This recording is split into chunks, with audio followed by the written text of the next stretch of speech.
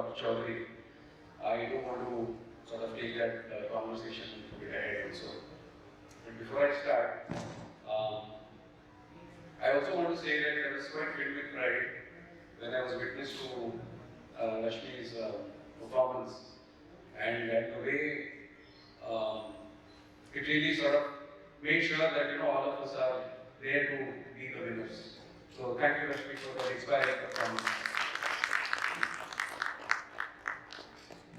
So moving on, there is a documented chat with ChatGPT, and I wanted to talk about that a little bit so that we sort of set the context for all of this. So the question posed to ChatGPT was, do you understand anything at all? So the answer that came back was yes. The second question that was posed was, we have conscience, we have a sense of morality. The answer came back was no. So the third question that was posed was that you have independent thought. To which ChatGPT responded saying, no, I don't. So essentially it says that while the answers are conflicting, one of the key things that I lack, which is the conscience and morality, is not because I'm not trained on it. It's because I'm a language model and you are a reasoning machine. And I think that part of the conversation where it defined what it was and what we are sort of sets the entire context of what AI is all about. Which essentially brings to the point that AI applies its methods and creates results. It is for us humans to make sure that how significant or attach a significance to those results and then sort of take the decisions forward. And therefore it is extremely important for all of us to be impressed with AI but not be overwhelmed with it. That is one key piece that I think is very, very important for us to understand. Therefore, the key part again comes in is, are we going to be enslaving ourselves or are we going to be enslaving AI for our betterment? Are we going to be monitoring it? Are we going to be ensuring that it is one of the very tools in our toolbox as against it overwhelming us completely? And I think a lot of those, it is moving in that direction in terms of the governance that we are trying to put in around AI and ensure that this is what happens. So, coming over to the talent piece, and essentially that is what has ended up happening, is that across organizations, and I'll sort of now come over to the talent piece, across organizations what has happened is that we all got overwhelmed, we all look at ChatGPT, we all look at the fantastic response it gives out, and there is this whole wave of screen where we don't know what it is doing behind. And since we don't know what it is doing behind, we are fearing it. And this has come as a disruption, but obviously we will have to innovate and we have to make sure that we are up to it. So what does that really mean? So for an organization, what does it mean to be AI enabled? So it essentially means is that these emotions that come out from people, I don't know what is happening, or I don't know how to go about it, I don't know how to empower myself with AI, I don't know how to consume AI, I don't know how to create AI. Those emotions are the ones that we need to solve as part of the entire talent upskilling that we have to do to take AI, so to say. And it is all about emotions, it's all about human. And therefore, AI can't solve that problem for us. We have to solve that problem on our own.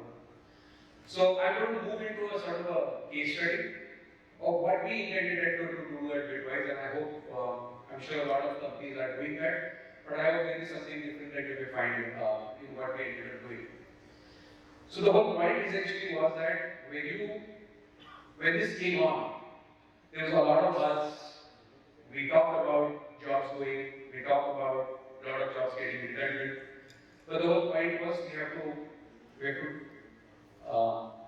on all of this, right? And we have to make some decisions of how we ensure that it doesn't happen, or at least attempt to make sure that it doesn't happen, or the impact is very minimal. So those reflections, which again are very human and can't be done by AI, sort of came through, and it all ended up being that there is a need to have conversations about all of this. Those conversations can't be based on superficial knowledge and reading about AI on the internet. There are millions of those stories littered around the internet, but those are the ones that get overwhelming. So what sort of conversations are we really going to have about AI? And that's where the whole idea within the organization was that it was a simple way of that would be, okay, let's set up some training modules that we let people go through the training, let them understand what AI is all about, and it's sort of done in industry. And then whenever a project sort of comes in, since we are in IT services, whenever a project comes in, we'll take care of it. But I think it had to happen a little bit more deeper than that. Those conversations had to happen in a manner where there is a connect between say the management group, the managers, and people in terms of really talking AI. If there was just a training that was set up, training would have been done, implementation would have been driven by the market. So the whole idea here was to look at it from two perspectives. Have people wear two hats. One is that of a consumer of AI, and the other is that of a, so to say, creator of AI, or an intermediary of AI for a business function.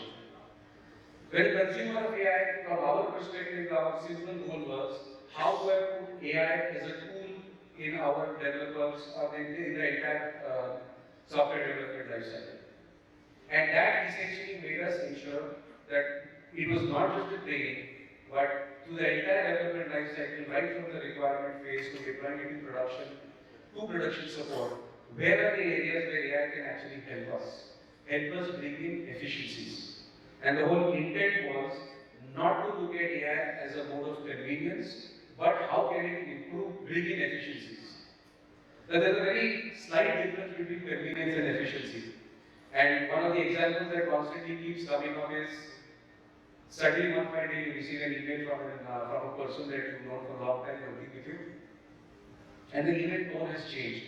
You can't relate to that email because that email has been written in a very different manner, a lot of flowery words. And what is ended up happening is that the reader has now gone into a thought process of how has this email come through rather than focusing on the message. So this is convenience where I use ChatGPT to draft an email and send it out. Versus from an efficiency standpoint, there are a lot of times that you read the first draft, which you can then work through and create and put in your personality, put in your emotions to that email, so that when that email is going to the reader is focused on the message and not on who is this new person or how is this email generated. So these are like the very nuanced differences between convenience and efficiency, and we wanted to make sure that that also comes in there. That when AI is implemented in the entire software development lifecycle, how is it that you are going to ensure that there are efficiencies in the way, and you are not putting in conveniences where, say as an example, I upload the requirement document, I get a code, that code I may or may not even check, I may not even develop or rather test and deploy it in production, thinking that if it is come from AI, it has to be right.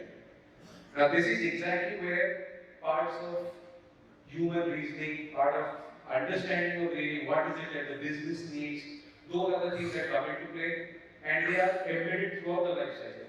So when I want to test it, I may have test cases being written by the AI, but I want to make sure that they are reviewed by me, they align with the business requirements, and associated test data also gets created, and that entire process is followed. When it comes to deployment, DevOps, or any of those other aspects that we keep up hearing about nowadays in the technology world, where is it that AI can be embedded? All the way through production support, where if the system goes down, how is AI going to respond to it?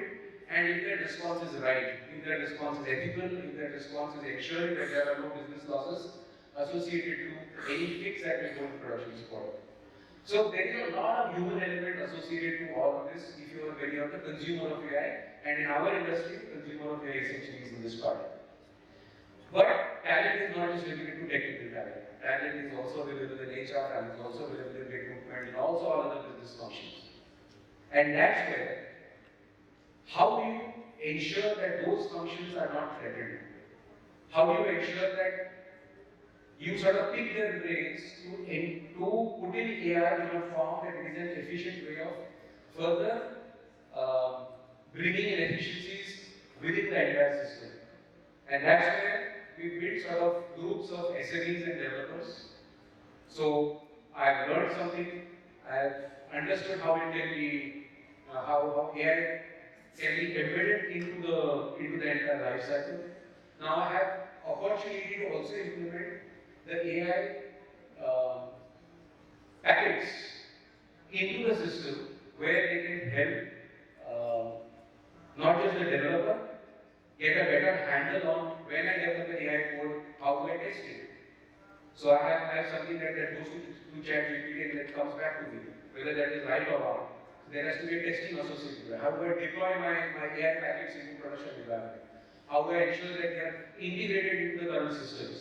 So those are the experiences that the development or the technical panel gets, and there are other exposures that rest of the business functions get in terms of actually understanding the capabilities of AI, and therefore the fear of the overwhelming part about AI that is sort of spreading a little bit settles down.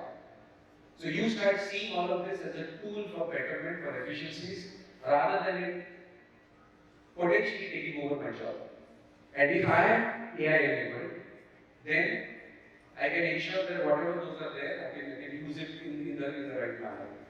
So this was sort of a broad level, how do you call it, a case study that was implemented, which essentially had it's a work in progress case study. We're continuing to evolve from that point onwards.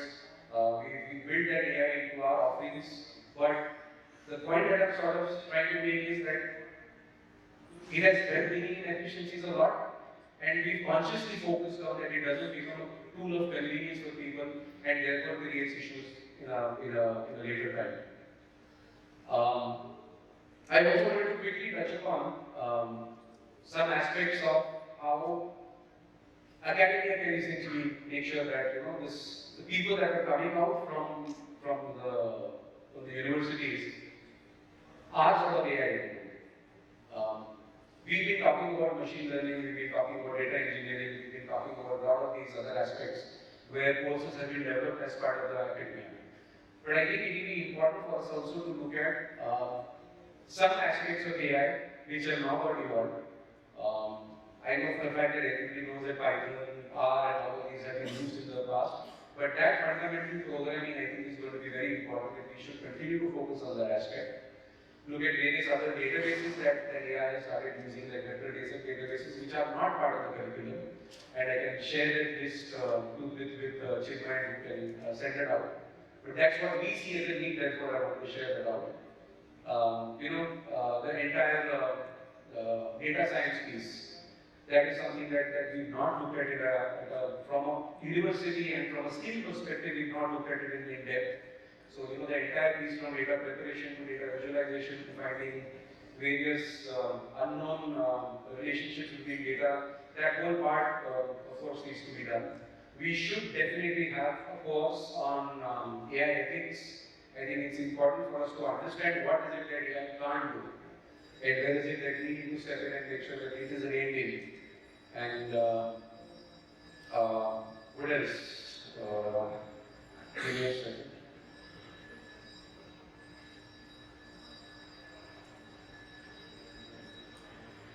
Deep learning frameworks, that's another piece that we should. So essentially, I think it will be important also for us to look at it from two personalities. Some personalities are well suited, or some personas are well suited for commercial deployment of AI, where they end up consuming AI services, creating applications, integrating AI to current applications, and rolling them out. And the other is the research piece. And that's where I think focus is needed for us as a larger community to make sure that that part is something that we don't lose out on. So how do we ensure that research on AI also happens as much as it's happening in China, as it's happening in US, which are the two major countries that have invested a lot in AI. I think that's one part where we need to invest from a research standpoint.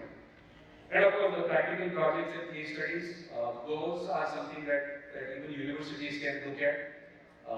What are the various daily challenges where AI can be embedded, give those as projects to students and have them go through this entire life cycle of understanding how an AI application is developed, deployed, supported, used, all of those aspects. And finally, yeah, it's important that AI also is used as communication skills. A lot of times what ends up happening is there is a sort of a gap between what the business wants versus what the technical developer really understands. An example of this was that I was building something within my house and I wanted the architect to develop something. I was trying to communicate that with the architect, couldn't. Finally, I ended up going to Delhi, put in some prompts, created an image that I wanted to create, and I sent that to architect. What it did was essentially reduce the timeline from say 5 hours of conversations of trying to explain what I really want to 2 minutes of conversation because there's a visual representation of what I really wanted, and it sort of moves forward. So that's the way I think we will also look at how businesses, what they want, what they're seeking, we are able to translate that into something that the developers understand.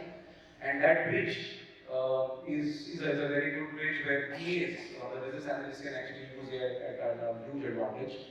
And such way all the way down the multiple streams.